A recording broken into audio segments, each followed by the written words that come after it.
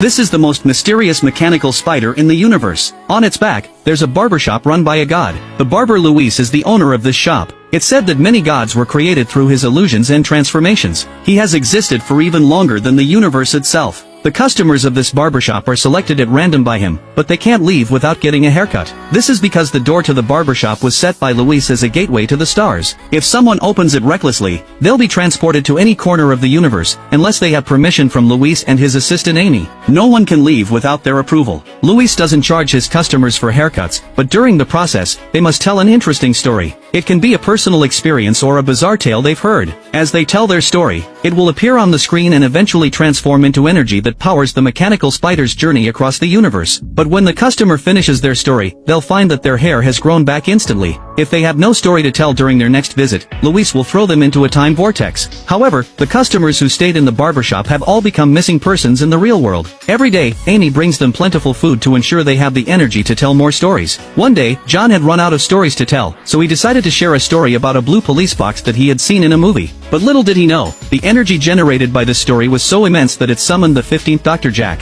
Jack, a Time Lord, wasn't surprised by his sudden transportation to this place. Soon, guided by his time machine, he entered the barbershop. However, when he learned about Luis's identity and the shop's rules, he realized this was no simple matter. When the red light in the shop turned on, it meant one of them had to get a haircut. To prevent harm to others, Jack volunteered to be the one to get his haircut. But Jack didn't want to tell a story. He wanted to break the rules set by Luis. But something strange happened. He found himself uncontrollably speaking about something from his memory. Jack told the story of a nurse who missed her grandmother's birthday because she was too busy caring for a patient. The screen displayed the entire event, and the nurse in the story was none other than Jack's assistant Anna. Though it was a short and heartwarming story, because it was told by Jack himself, the energy generated by it actually sped up the mechanical spider's journey, a phenomenon that had never happened before. When Jack finished his haircut, he couldn't remember what had happened during the process, and his hair had grown back, even longer than before. Seeing that Jack alone was enough to sustain the spider's movement, the others begged Luis to let them go. But Luis told them that since the shop opened, no one had ever left alive.